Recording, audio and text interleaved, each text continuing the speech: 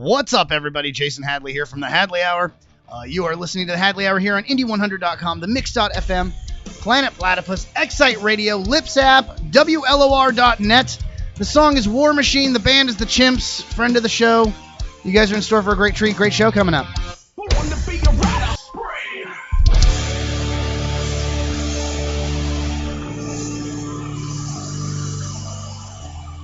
Yeah, rock and roll, as we were talking about during the break. It's the Hadley Hour here on Indie100.com. Where else? On the Mix.fm, on Planet Platypus, on Excite Radio, on Lips app, on WLOR.net. Wow, we are just conquering the world one station at a time here. Of course, if you want to reach out to the Hadley Hour, feel free to do so. Just email me directly, comedianjasonhadley@gmail.com. I love fan mail. I love hate mail. I like hate mail even more. But I'll tell you what, I got... awesome in-studio guest for you guys. Opening up the show, of course, was War Machine by the Chimps, but the rest of the hour here, minus a couple of songs and a couple of wrap-up segments, is belonging to famed director, actor, producer, editor, and writer David Reda. Sir, how are you? Oh, man, thanks. After an intro like that, that's freaking awesome. There was that moment there where I was like, Reda. It's one of those. It was Read a book. Right. No, and it's so funny because that's how I had it in my head as you were walking into the studio, and as I was going throughout my day when we were talking. But it's funny because when somebody plants something in your head, it's like I was at a gig one time and they were like, okay, we're performing in front of a clean booker, so you can't drop the F-bomb. I had no plans to drop the F-bomb, and then I dropped 3. Right, exactly. You know what I mean? Yeah. Only because somebody said something. Don't say it. That's all you ever say. I know, totally. Ironically though, David Reda, while it is pronounced Reda, like to read a book, it is actually spelled phonetically R-E-D-A. So there you go. And if you want to catch up and follow along with the show, you can always, of course, go to davereda.com, and that's Dave and then Reda, R-E-D-A, right? Did I get that right? Right. Yes. Yep. And then the .com. Yeah, you can find me everywhere. Facebook, Twitter. Okay. Instagram. Yep. That's not just a cocaine delivery service? Nope. I don't know. Is it actually? It could be. Right? It really could be. If it's not, let's start it. Right. That's money in the bank. Right. Now you have a pretty long and illustrious career in movies and television. If I'm maybe so bold as to say, I mean, some of your credits include comedy, sports. So I Married an Axe Murderer, Angels in the Outfield, of course, and of course, right, the early stuff, right. And then you were you were part of the Corn Nuts campaign. I was. Actually, I have the only Corn Nuts commercial ever aired on TV. It aired all summer, during Beach MTV. When I'm gonna date myself here, but during the Beavis and Butthead era. Yeah, they would show Beavis and Butthead, and then they'd show my commercial, me in a Starburst commercial. The juice is loose, but they had to get rid of that commercial too. Why? So, because OJ. Right, that was the OJ time. Right? Yeah. Wow. Shortly after that, I dated myself. There you go. You know what's funny though? They actually so for those of you out in Radio Land that might not be old enough to remember, OJ Simpson might have murdered his wife, Nicole Brown Simpson. Allegedly, almost cut her head off. But in the meantime, in the meantime, my Corn Nuts commercial was going on. Exactly. Yeah. No, your Corn Nuts commercial was going. And the Starburst, the juice is loose, but he had led police on a chase in a white Bronco. The juice was loose. They stopped making the Bronco because of that too. Are you serious? Yeah, they actually replaced it with another model, which is the Ford Escape. Wow, are you serious? I think so. Though they have a Ford Escape. I mean, are you serious? Like they're just like, you know what? Let's just call it what it is. Yeah, right. Forget it. Yeah. Well, I noticed that as the cars get bigger, the trips get larger. So like you had the Ford Explorer, right? Then you had the Excursion. And then you had the Expedition. Yeah, and it just seems like more and more stuff you have to pack more and more crap for. You know what I mean? So, right, yeah. What kind of car you drive? Toyota Corolla. As you should, right? You know what, economical? I used to drive a Volkswagen Fastback. It was a classic. Yeah. I loved my car. Yeah. It was awesome. Air-cooled, old school, 1972. Wow. Yeah. She's classic. I drive a 10-year-old Jetta, and see, there you go. She tries. Volkswagen. I know. I love Volkswagens. There you know, I mean, sad that they tried to kill my people so many years ago, but they make a hell of a car. There is that. There is that. But Hitler did have a lot of bad ideas. He did. But he did have a few good ones. Yeah. Car for the people. Yeah. Like my old school Volkswagen, 113mm wrench would go all the way around the car. Wow. Yeah. All right. Well, yeah.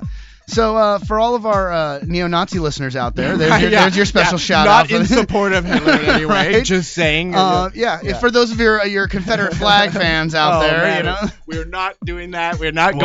Grr, let's go back to I know, Hollywood horror. Let's talk about that. So let's talk about your career, man. How did it all start? You local to LA? I mean, tell me your story. I am. I originally, I was born in New York, but then my parents moved us out to live with my grandparents at a young age and grew up in Northern California. That's where it all started for me, really. I was doing, theater and things like that, and that's actually where I got the Cornets commercial up there in San Francisco. Wow. It was kind of a weird thing because I got the audition, and they had already cast somebody here in LA for it. Okay. But as a formality, SAG requires you to hold auditions in the town that you're filming in. They were filming in San Francisco. They held the audition. I freaking killed it, apparently. Wow. And they fired some guy, but I always think I'm going to run into some guy down here. You know, it's like, back in the 90s, I had this commercial. It ruined my life. Right. I was totally cast, and they said no at the last second. It was the clutch moment of my career. Right. It was snatched from my hands. If I ever find that guy, right? I'd be like, oh, I remember you. Yeah, exactly. You know, the only way that would ever work out, because you do have a lot of levels of respect throughout the industry, because I mean, it's not just like you're not going to be going toe to toe with him as an actor. What if if you're casting him? Maybe you're casting him. Right. Who knows what his career? Maybe he stayed an actor. Now I've moved on to be a director. Right. Well, yeah, that's right. So maybe there might be an opportunity to help turn that man's life around. I don't know. Whoever. Well, we like to give back. Yeah, right. Look, right. That's right. So starting out as acting in San Francisco, what prompted the move down to LA? That actually the Cornets commercial, it's like kind of like the Jed Clampett thing. Everybody was like, you got to get down there. That's the place you got to be. Right. So I loaded up my car and I moved to Montebello. Not quite Beverly Hills, but no, certainly not. Right. So it is definitely like below Montebello, right? The standard of LA living. And then to Pasadena, and actually when I got to Pasadena, that's where I met a friend of mine who was on public access. And I was giving them so much crap about their shows there. Wow. They didn't even color balance their cameras, and everything. And he was like, Dave, if you don't like it, why don't you do something about it? And that was the wrong thing to say to me at that time. My friend owned a costume store at that time that was open in Pasadena, Old Town Costume Company in Pasadena, which gave us 30,000 costumes from cavemen to spacemen, completely at our availability, latex, blood, everything we needed. Wow. So I formed my own sketch comedy show. We wound up going on there for 3 years. And, we wound up pitching at the vice president in charge of programming at MTV, VH1. We did well with that show, but you can only go so far, and the internet really wasn't. Here, dating myself again. Yeah. The internet really wasn't what it. It took people like half an hour to download a 1.5-minute clip. Right. And I was just like, man, you know what? Let's, TV is still the way to go. Yeah. At that time, so we were focusing on MTV, VH1, and whatnot. What was the name of the sketch show? Click This. You can still see some of it on YouTube. Yeah, I know it. Oh, do you? Yeah. Oh, awesome. Yeah. Cool. Well, that's what we were. Awesome. Wow. Well, that's what we were doing, and that was my show. And it was weird. We were in control of your TV set for half an hour, and it was fun. It actually wound up being a crash course in filmmaking for me. Okay. Because we wound up spoofing everything, every genre, and I had to learn every style. And I didn't realize that I was doing this. And I was an actor who actually, somebody had to direct. Yeah. So, I wound up, finding that I had a knack for it. Okay. And wound up doing that, and then from Click This, we wound up making the feature film Bit Parts, and that was where the horror came forth. Mm-hmm. And then from there, I've done a bunch of short films, My and Deadly, Horror of Our Love, that were festival juggernauts. Mm-hmm. And that brings us to where we are today, pretty much. Wow, very cool. Yeah. So anybody have any questions at this point? No, you summed it up quite nicely. Are you trained at all? Did you go to classes? Or yeah. For directing? No. For anything, because some people are just walk in and do it. Other people spend a lot of time learning. I spent all my whole life training as an actor, and actually thought I'd spend my life in front of the camera, and then started moving behind the camera and just realized that I had this knack for it. My parents, my grandfather. Most people have two. At some point. But one of them. Yeah. Owned movie theaters in Kentucky in the 50s, a bunch of them, like a chain, the Reda theaters. Okay. And my dad was selling popcorn, And years later, when I was born, VHS came out, and they started watching all these old movies, and I'd sit in between them, and they would just break it down, what movies worked, and why audiences dug stuff, and I was just soaking it in like a sponge. And then years later, when I moved behind the camera, all of a sudden, all that stuff became relevant, and I just was able to draw from it, and that's why I make the movies I do. They're very old school, Universal horror inspired, that kind of thing. Wow. Yeah, and that's really where it comes from. You never know, I mean, it's so weird. You start one path, and then it just, I guess wherever it takes you, you have to be open to go there. And then it took me behind the camera. I still act, but I mean, I actually really enjoy crafting and getting my voice out there. Cool. Right on. Well, I'll tell you what. Here's what we're going to do. We're going to kind of line ourselves up for a quick break here. We're just going to wind ourselves up. That's what it is. So we got David Reda in studio with us. Again, director, actor, producer, editor, writer extraordinaire. And don't forget zombie. Oh, we're going to be getting to that. So we're going to have a long discussion about zombies, sir. Let me tell you, one of my favorite genres, if you will.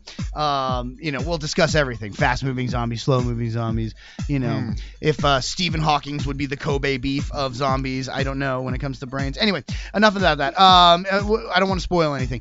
So we got to pay some bills. We got a song. We'll hit the Hollywood Rock and wrap up. Again, you are listening to the Hadley Hour here on Indie100.com, the Mix.fm, Planet Platypus, Excite Radio, WLOR.net, Lipsap.com. I don't know. I know I'm forgetting one. Planet Platypus. Did I say that already? Anyway, we'll be right back.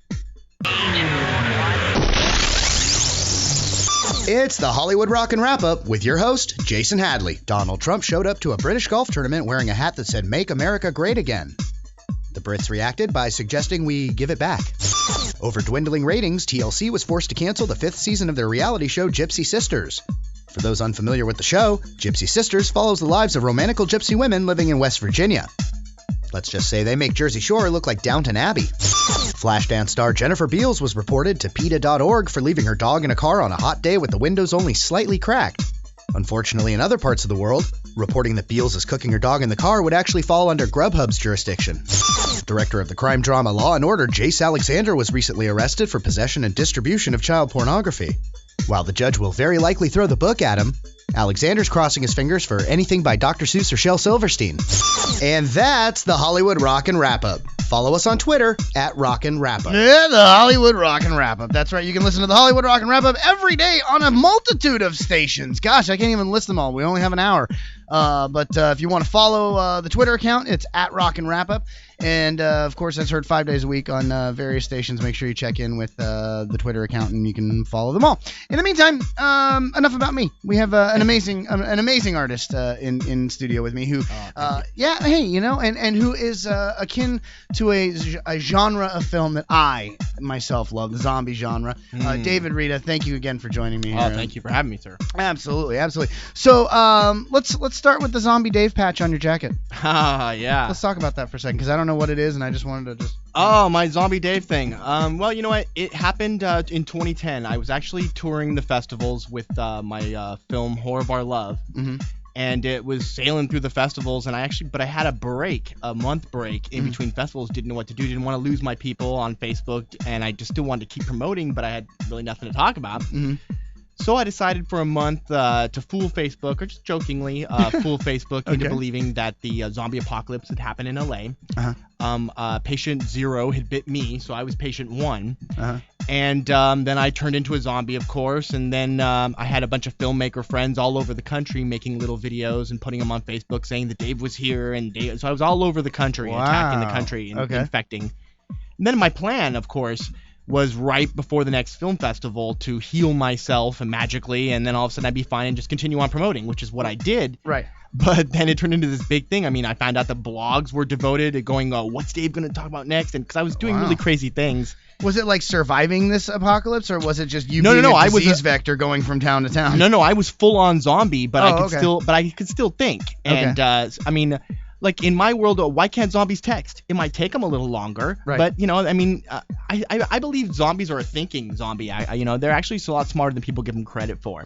It takes a lot of thought. I mean, when you have no blood in you and you're really, really, really, it's really hard for you to move. It takes a lot of thought for a dead person to move. So you're concentrating. Right. So people may think you're stupid, but it takes a lot of thought to do that. So point being, to wrap it up. Sure. So I created this zombie thing and then people jumped on.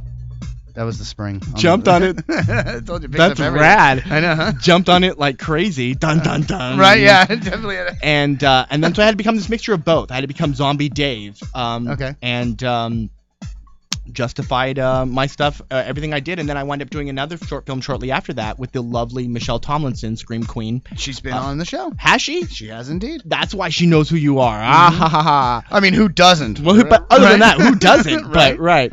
But no, she is so incredibly awesome. Such a great person to work with. And I wrote the short for her. And we wanted to work together, and it wound up actually going worldwide, this little short. And it was really cool. And so then thus Zombie Dave was born. Wow. Yeah. Look at you. Grr. So okay, let's start kind of breaking it down then. You believe that the zombies are a thinking race, huh? I do. Very much so. Zombies people don't give them enough credit. People think they're stupid and that they just they're really focused. Yeah, they are. They are very focused. Look at people with their cell phones. It's the same thing. They call them cell phone zombies, and it's the same thing. They're so focused on their phones, they bumping into shit and right. That's exactly what it is. Huh. Okay, well... Can I swear, by the way? Yeah, it is. Whatever. It's just us, I'll try not to. I don't care. I don't think anybody's delicate sensibilities are going to be offended out in radio land. Well, we can talk about eating brains, but I can't swear. No, yeah, right? Right. Devouring and consuming human flesh, but no. All good. Right. But F-bombs, no, absolutely no. Right. No, yeah, whatever. I don't care. It's just us. So that being said, which do you find more scary, the slow sloughing along zombies or the fast running zombies? Oh, I love this question. I'm such a zombie purist, man. I'm all Ramiro.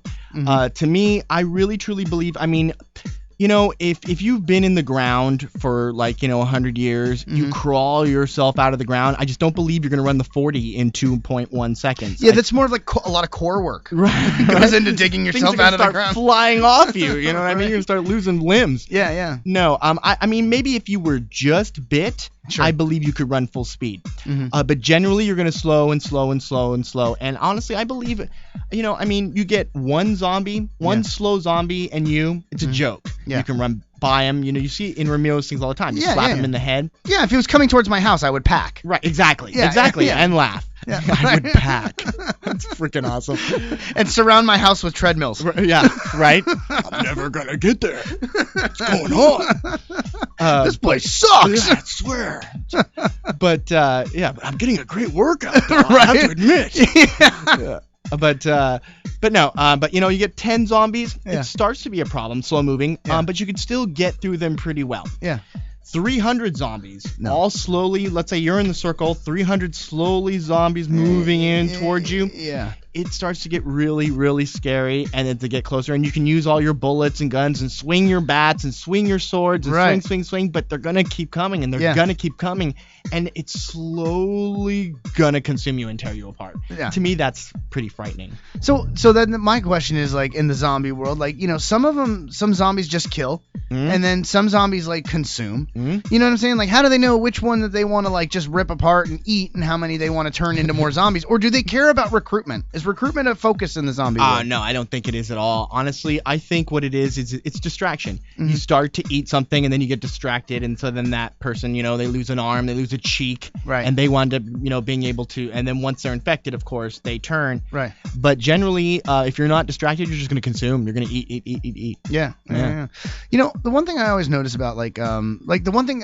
so Walking Dead, for example, because that season premiere is coming up here in a couple weeks. Actually, I'm super excited about that myself. But especially because I get to watch it twice before everybody sees it once, because I have East Coast feed on DirecTV. So I see. So you're gonna punish yourself twice. Yeah, exactly. So I watch it at 6 and at 7. The repeat is 7. Anyway, so here's the one thing that always pisses me off about the zombie genre: they never consider abatement. They never consider the concept of, like, instead of consistently running from these zombies, why don't we stand and fight and just knock bodies out and start clearing the area?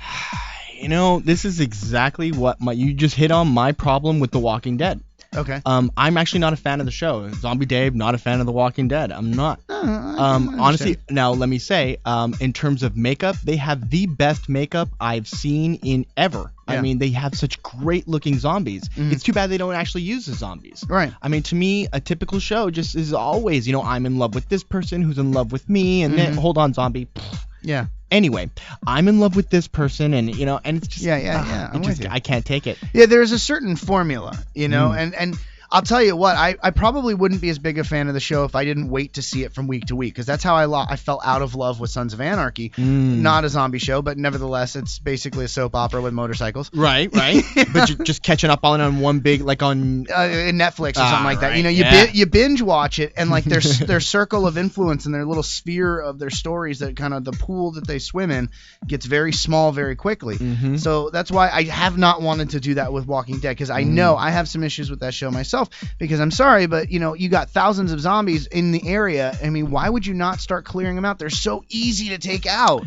Well, yeah. I mean, unfortunately, for my own people, you know, really, we are. I mean, you just kind of, you know, I mean, sever the head. Right. Listen, if you took a pickup truck and you got 5 guys in the pickup truck and you drove real slow, just enough to get them to chase you, and you whack them in the head, you would leave this trail like a moving whack-a-mole. Yeah, exactly. And how dare you, sir? And you just slow down for more of them to catch up, and then you just edge out, and you just go just barely faster than them, and then whack, and you can take out thousands.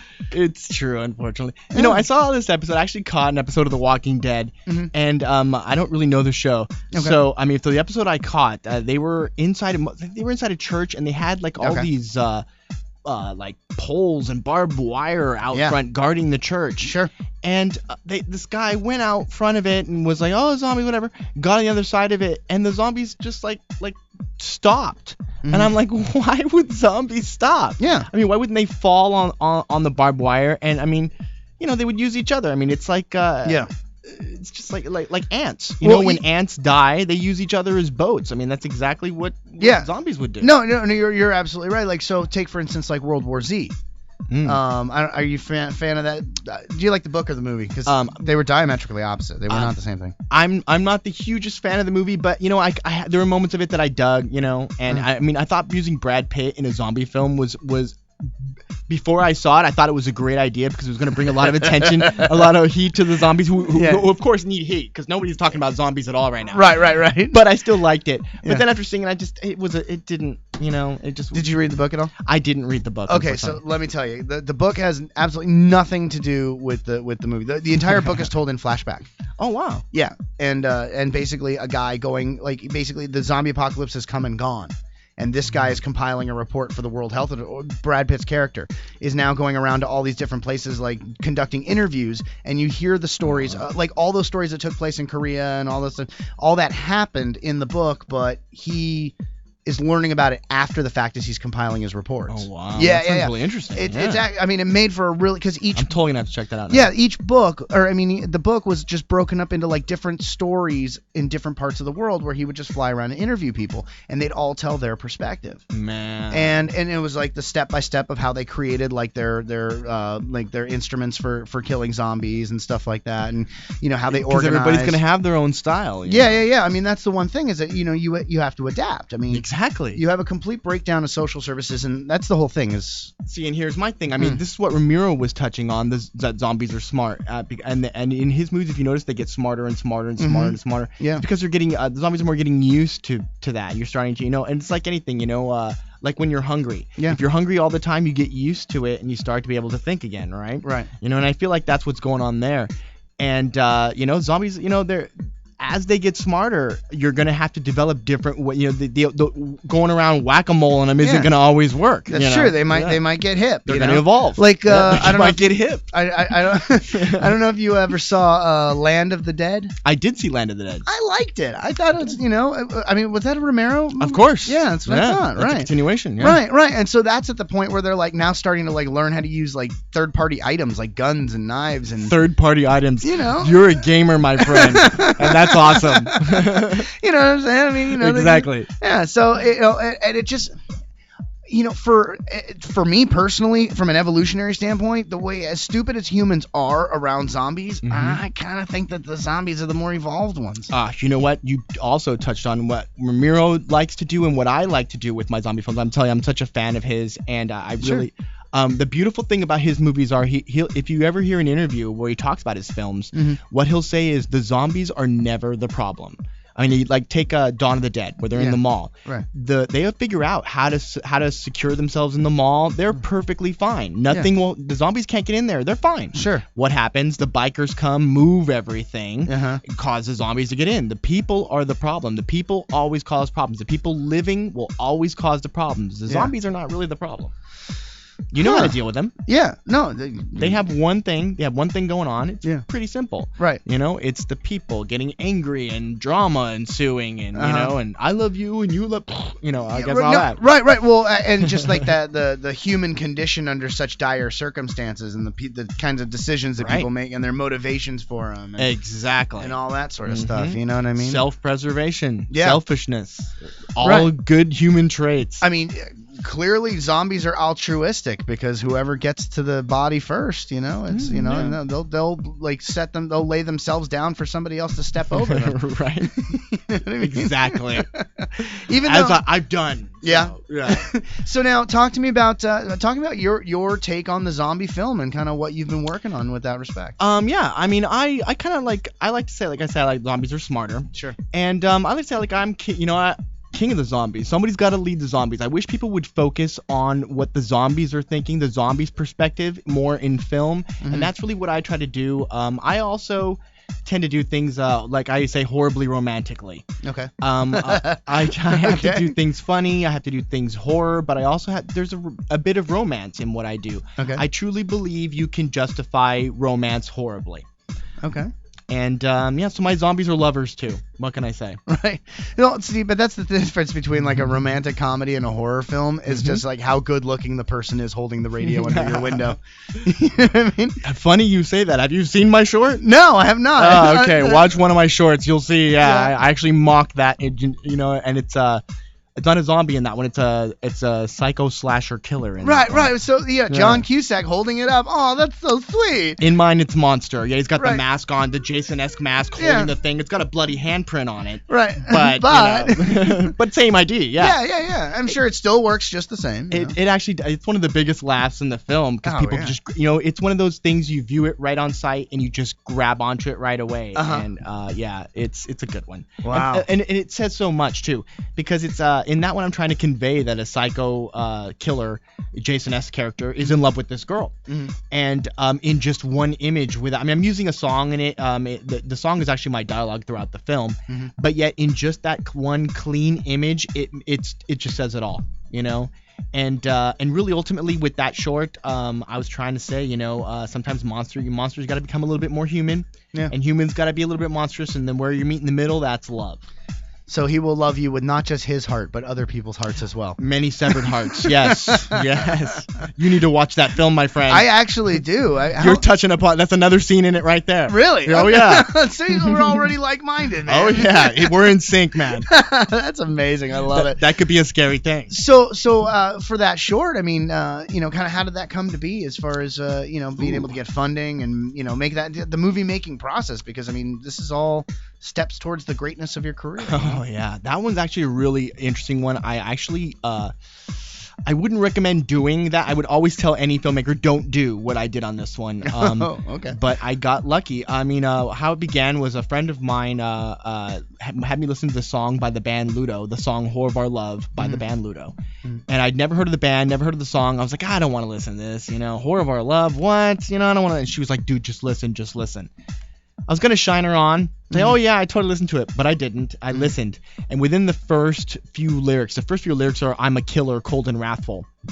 And within just hearing those words, all of a sudden this short film played so clean, which they never do. But this one, the whole thing played clean in front of my head. And I just knew it was something, you know, you know. And I just knew it was something special. So I got a couple of friends of mine together, a couple people who believed in me, got them to fund it. Friends of mine. It didn't actually cost that much because I do things really independently, and I beg, borrow, and steal. So sure. I do I do direct, edit. I played the monster in it. Okay. I do a lot of things. I did a lot of effects practical. Okay. So I tried to keep it cheap, and then completely made it. Then approached the band. Which is something you should never do, because at any moment they could have said, you know what, this is horrible, this is nothing what we wanted to say, cease and desist all use of this, and there's nothing I could have done. Huh. I would have been screwed. All this work would have never been seen. Wow. But luckily I approached them with it, and they actually it was like when Facebook was still new. Okay. And the band was doing stuff on Facebook. The drummer was on Facebook. I saw he just posted something, so I hit him on Facebook with a message and was like, hey, you know what, I did I did this film, can you check it out? He was like, sure, you know what, all right.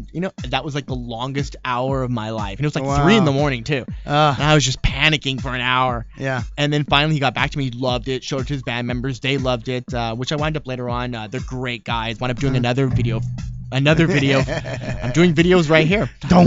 Right? Another video for them, actually, for their spin-off band, Tommy and the High Pilots. Okay. I did a video for them. They're great guys, great band. But, you should never, like I said, hell of a gamble. Yeah, it was a total gamble. But luckily, I just knew it was something. And when they saw it, they knew it, too. It's become the official video for them. I was just going to ask, did they end up kind of adopting that on? Completely. Yeah. Because it actually was, the message is so beautiful. Have you ever loved something or someone so much you just wanted to consume it? Yeah, absolutely. And that's really what it is that just overpowering consuming love. I took it a little more literal with my short, but it's still there. It's still there. The message is still there.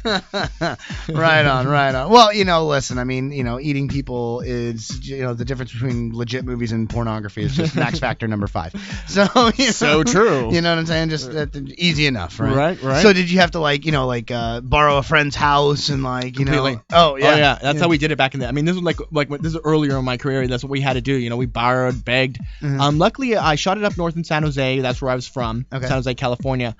So I knew a bunch of people there. I knew a bunch of locations, actors. Got a great crew together. But most importantly, a friend of mine who I grew up with in high school had now become the sergeant of Santa Clara Valley. Okay. So I approached him first and said, okay, you know what? We're filming here. Can you come and be on my set? Yeah. That made things excellent, because no matter what we do, we could scream as loud as we want. Sure. Go crazy. I had a cop on set. You know? Yeah. And it was so funny because people were calling, and he's laughing, just coming over to me. Yeah, another call came in. Now they're wondering where the screaming's coming from. I'm telling him we're killing people. He's messing with his own people. So yeah. Especially in San Jose. Northern California, it must be pretty easy to find zombies because all you're talking about is an eighth of weed and some Funyuns. And welcome to Northern California. You know what I'm saying? You just got to put a little blood in the dreadlocks, but a little skip away from Santa Cruz. Yep, Humboldt. Yeah, Northern California. Right. Oh, yeah. Exactly. Without a doubt. No. I have a good buddy of mine that lives in San Jose, and he really literally right before the freeway that you would take to go to Santa Cruz, and 17. Yeah, exactly. Beautiful area. So he lives near Los Gatos. Yeah, actually he lives in Los Gatos. Oh, that's a lovely area. It's one of the prettiest parts of San Jose. It kind of looks like Topanga up here. Yeah, it does. I always say the same thing. Yeah, no one ever. Good. I'm glad you saw that, because no one. I say it, but no one. Because he lives on a street that's not, it's a kind of broken up road, and it's not paved properly. It's not, there's no lines. Right. It's just a mountainside that nobody cared about for a while. Yeah. But hey, man, this is where all the money goes, because he sits there and looks out his window and he sees an entire valley of trees. You know what I'm saying? It's beautiful. Yeah. Without a doubt, the perfect place for a zombie apocalypse. Well, to hide out, you'd be safe there for a while. Yeah, you would. Yeah. You know what I'm saying? You'd have plenty of wood there to be able to build all the things that you need. Plenty of wood. You know what I'm saying? All you need is a lot of hammers. Yeah. You know what I'm saying? Stop trying to guard against me. We're still coming for you, man. It may take some time, but we're still gonna get there. I'm telling you. Do you have your zombie contingency plan in Of place? Course. Really? Okay. Yeah. Get bit first. Lead them. I swear to God, you're laughing, but I swear to God, that is amazing. I am planning on getting bit first and leading them all against you. That is the first time I've ever heard anybody say Welcome to my world, my brother. Did you not see my patch? Right. So would you ever do any kind of zombie movies that have a more developed theme to them? Take for instance The Hunt for Red October, but everybody's zombies. Give them one ping. Right. Oh yeah, let's bring him back. Yeah. Like do everything where like the enemy is the humans. Oh, that's awesome. Yeah, I think they do that already. They kind of did that with the Pride and Prejudice zombies and that. But I'd love to take it to the Hunt for the Red October. That would be freaking cool. Zombies underneath and submarines. Yeah. I mean, oh man, I'm telling you, let's do this now. Right? I'll get to storyboarding as we speak. I know the people would love this. They want to see that. Well, I'll tell you what. Let's do this. I got to take a quick song break. We got to pay some bills. I got another wrap-up segment I got here. We got some storyboards to make. We got storyboards to make. So again, you're listening to the Hadley Hour here on Indie100.com, the Mix.fm, Planet Platypus, Excite Radio, Lipsap.com. I'm sure I'm forgetting somebody because I guess Stop Coming to Work stoned. But in studio with me, David Reda, again, director, actor, producer, editor, writer. You can look him up at DaveReda.com. Where can they find you on the Instagram and all that stuff? Oh, Dave Reda at Instagram, Dave Reda at Twitter, Dave Reda at Facebook, Elf Twin Films. Okay. On YouTube, Elf Twin Films or Dave Reda. Pretty much, you can Google me and I'm there. You'll find me. He's Googleable. I'm that guy. He's that guy. Right on. All right. Well, I will take that. So in the meantime, we got a Skip Dog with the song "Stay Up." We'll be back in a minute. We coming, yeah. Waits, a Skip Dog production. Hello, my friends. Are you looking for tacos for any event? Look no further. Okay. Super Tacos. You can hear at Super Tacos with my friends Mario and Edith. Sí, quiero tacos. Their menu includes carne asada, pollo, al pastor, lengua. It also includes the jalapenos, grilled onions, and rice and beans. I'm so hungry. If you mention the Grab Bag Show, you get free rice and beans. ¿Qué es un grab bag show? ¿Qué? Es un bag with rice and beans. Okay, I'm hungry. Just mention the Grand Bag Show and just get the free rice and beans. You can call Mario 626-487-4068. That's Mario 626-487-4068. Super tacos, muy bueno para la quinceañera. You can do it. Call Super Tacos at Mario Needed 626-487-4068 for any taco catering event. Super Tacos.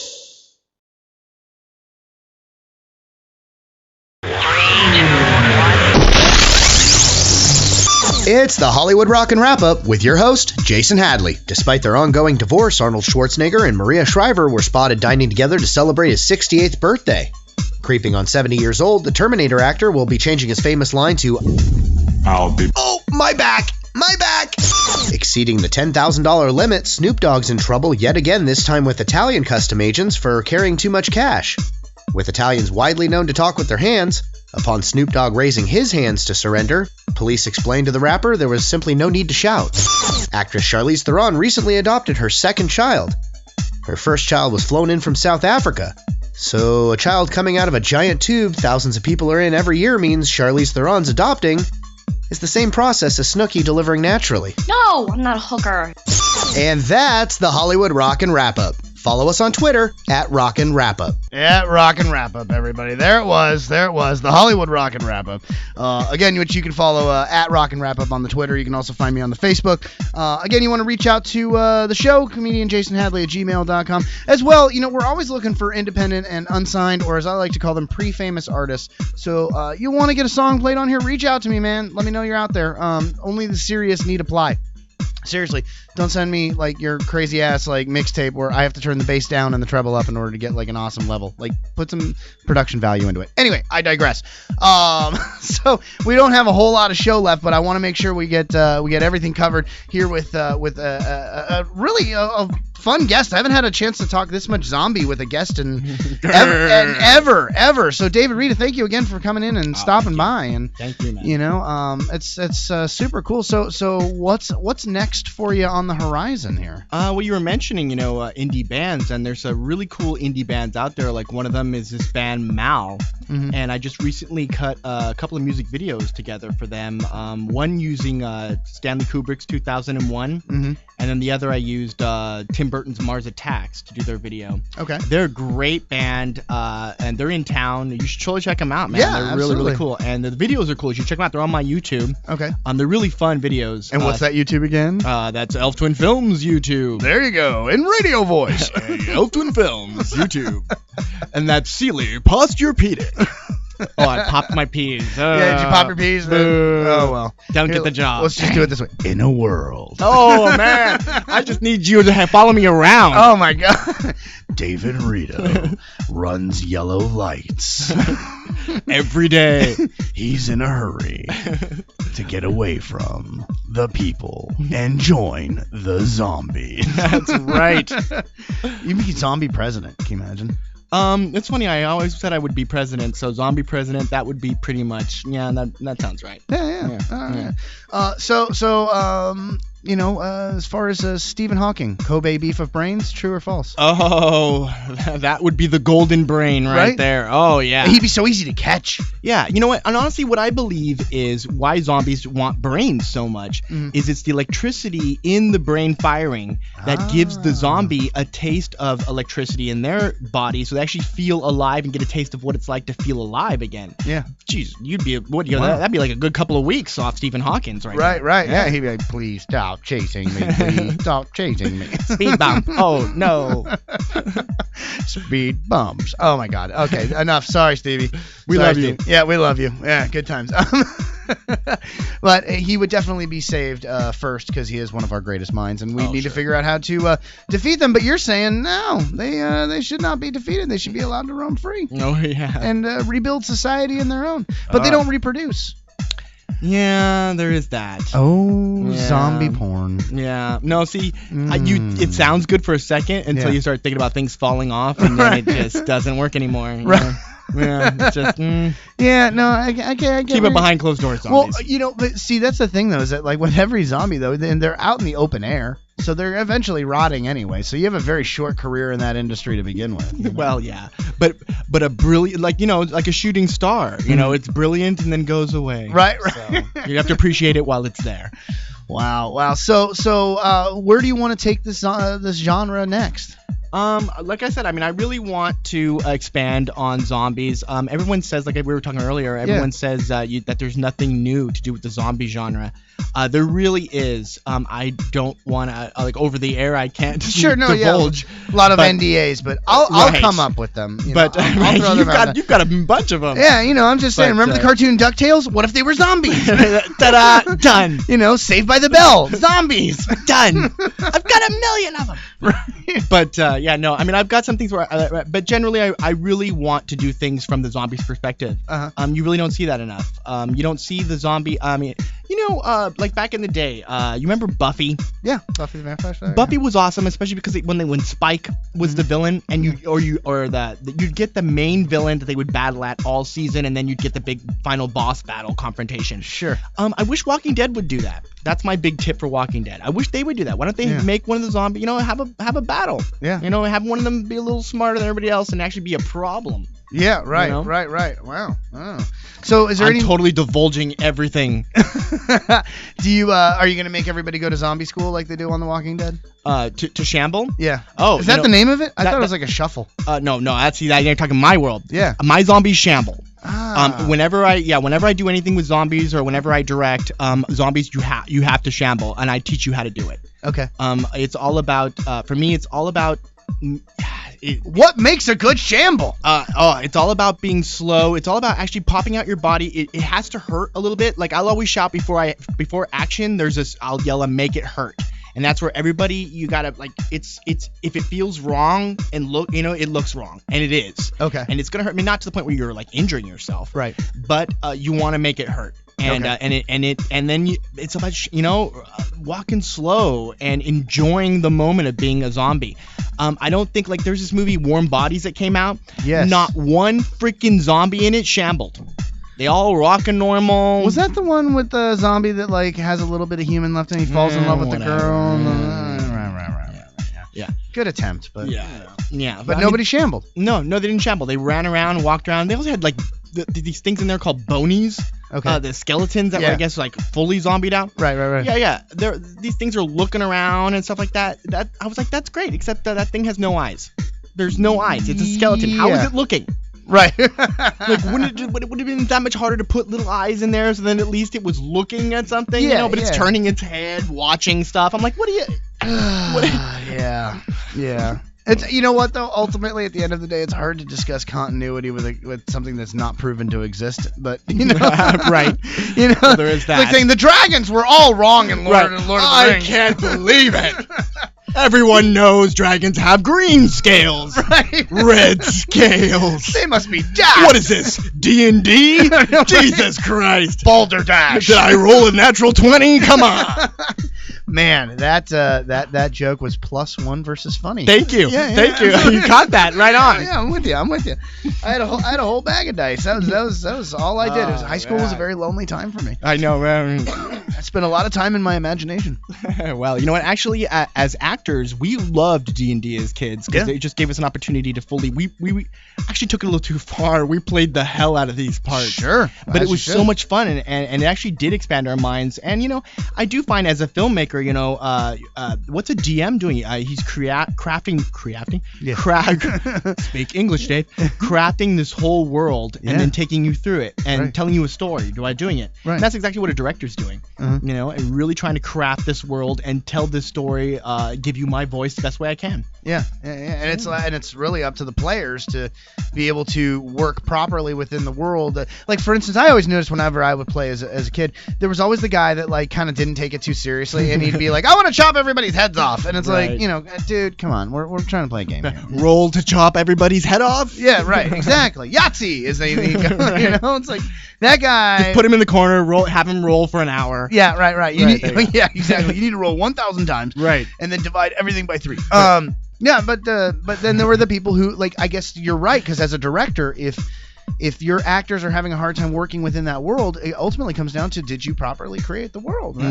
You know? That's so true. And coming from the acting world, I didn't come from like a director school, so I don't focus on camera. I mean, that's what for me, I feel like that's what my DP is for. It's why I get a great DP in there who knows my camera. When I look at the monitor, I say I want it to look like this. They make it look like that. I'm handling my actors on performance and on story, and I really feel that's why my stories come off the way that they do. Because at any moment, the actors, everyone on set knows what's coming before. They know what we just did. Everyone knows where we are, and everybody's on the same page. When you can get like 30, 40 people all on the same page, everybody crafting and creating the same movie, that's when magic happens, I believe. Wow. It should work, but, you know, getting everybody on that same page because everybody's got their own idea of what they want to do. Yeah, no doubt. You know. Well, you know, we're coming down to the end of the show here. I know, right? It's flown by. Right? Right, yeah. Anybody we need to shout out or thank before we go? Oh, yeah. I'd like to thank, of course, first the lovely Max Wassa, my friend. Been on the show. Great actress who was on the show. Yeah, my roommate. I think she connected me to you. Yeah. So I have to thank her for that. And, you know, she's just awesome. Great scream queen. I would say, you know, get out there, use her. She's out there. Great actress. Michelle Tomlinson as well. Great actress out there. Sure. She just announced she's having a baby. I saw that. All right. Yeah. A little scream princess, I said. know, right? That's going to be like the one screaming where she's going to be like, "Oh my God, please shut up. It's 2 a.m. Or her husband's going to be doing that. Right. Exactly. Right. Nah, they're so awesome. You know, I can't think of better parents. I'm so excited for them. They're such sweet, genuine, good people. Yeah. But when she's done with that, hire her because she's freaking awesome. Yeah. And let's see. Just everybody. Thank you, man. Hey. You know.